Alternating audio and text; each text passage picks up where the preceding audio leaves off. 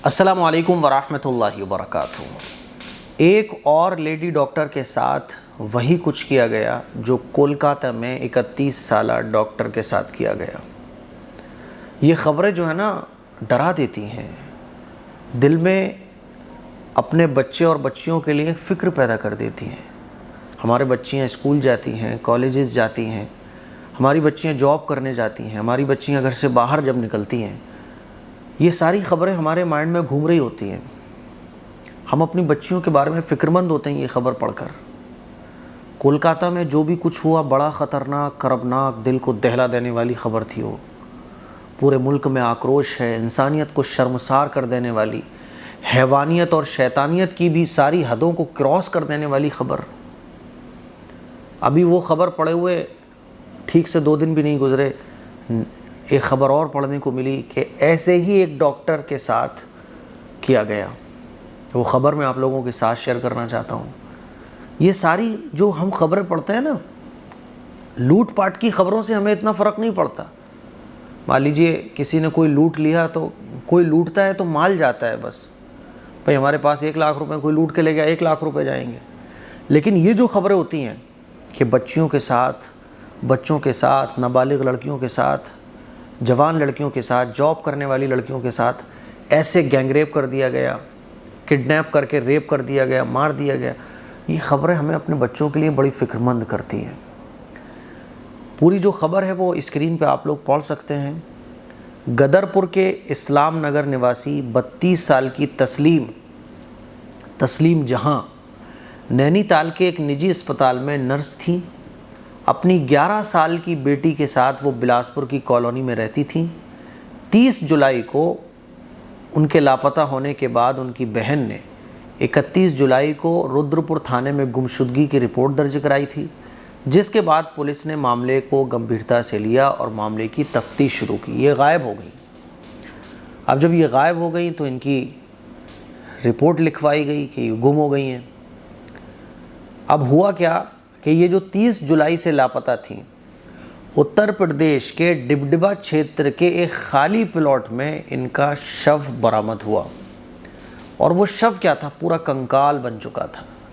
जब वो शव बरामद हुआ तो पुलिस ने 14 अगस्त को इस मामले में आरोपी को राजस्थान के जोधपुर से गिरफ्तार कर लिया। आरोपी उत्तर प्रदेश का एक मजदूर है। नर्स का कंकाल बीते दिनों उत्तर प्रदेश की सीमा पर मिला था। कंकाल मिला एकदम। आप सोचिए ज़रा, 11 साल का इनका बच्चा है, माँ नहीं आई होंगी, उस बच्चे पे क्या गुजर रही होगी। अब आप सुनिए कि इसके साथ हुआ क्या था। और ये आरोपी कौन है?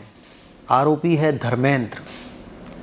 यहीं अगर ये लड़की हिंदू होती और करने वाला लड़का मुसलमान होता तो मीडिया का ख़बरें दिखाने का रुख बहुत अलग होता और इसको हिंदू मुस्लिम बना दिया जाता। हालांकि मैं बार बार ये बात कहता हूँ कि क्रिमिनल का कोई धर्म नहीं होता। जुर्म होता है किसी भी धर्म में किया जाए। जुर्म को मज़हब की आंख से देखने वाले, मज़हब के एंगल से देखने वाले सबसे बड़े मुजरिम हैं। समझ रहे हो? अब इसने, धर्मेंद्र ने क्या किया, नर्स को ये झाड़ियों में ले गया जहाँ पर उसके साथ दुष्कर्म किया और फिर उसके बाद गला घोंटकर उसकी हत्या कर दी, उसके गहने लूटकर फरार हो गया। पुलिस ने फिर ये सारी मामले को सुलझाया, लोकेशन ट्रेस व्रेस सब करने के बाद पुलिस ने ये मामला पूरा क्लियर किया। अब बेचारी एक माँ बच्चे की, ये तो चली गई दुनिया से। लेकिन एक ख़बर कोलकाता की है, एक ये वाली ख़बर है। और इस तरह की अखबारों में रोज़ाना हम ख़बरें पढ़ते हैं। हाँ, कुछ ख़बरें हाईलाइट हो जाती हैं जिनके लिए मुहिम चलाई जाती है बड़े पैमाने पर। लेकिन होता क्या है, वही 8-8, 10-10 साल बिल्किस बानो के केस में क्या हुआ, आज तक बिल्किस बानो खून के ही आंसू रो रही हैं। उन्नाव का क्या हुआ, हाथरस का क्या हुआ। और ऐसी रोज़ाना अखबारों में ख़बरें हमें अपने बच्चों के लिए फ़िक्रमंद करती हैं। जब ये बच्चियाँ मुस्कुराती हुई घर से निकलती हैं तो जहाँ हमें खुशी होती है इनकी मुस्कुराहट देखकर, वहीं दिल में एक फ़िक्र पैदा होती है कि इंसानों की शक्ल में रहने वाले दरिंदे कब कहाँ मिल जाएं और क्या कर बैठे नहीं पता।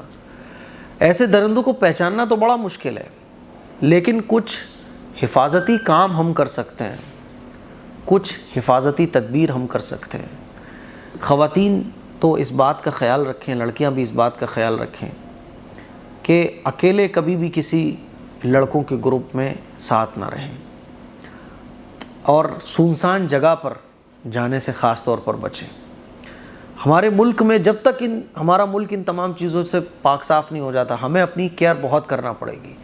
समझदार जो ख़वातीन हैं वो अपनी केयर खुद करें, बहुत केयरफुल रहने की ज़रूरत है। ये इंसानी शक्ल में भेड़िए कहाँ मौजूद हों, कब आपके सामने आ जाए नहीं पता, इसीलिए आपको फ़िक्र रखना पड़ेगी। और जो बच्चियों के वालिदैन हैं उनको अपनी बच्चियों की फ़िक्र रखना पड़ेगी। एक एक पल बच्चियों का नोट करो कि बच्चियां कहाँ हैं, कहाँ नहीं हैं।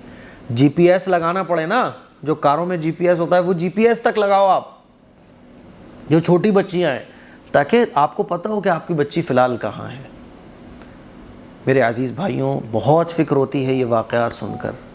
अल्लाह ताला से दुआ है कि अल्लाह ताला हमारे मुल्क को इन तमाम चीज़ों से महफूज फ़रमाए। ये चीज़ें मुल्क से तभी ख़त्म हो सकती हैं जब हुकूमतें ईमानदारी के साथ काम करें, साफ़ नीयत के साथ काम करें, इंसानियत के हित में काम करें और मुजरिमों को बहुत जल्द सज़ा देने का काम करें।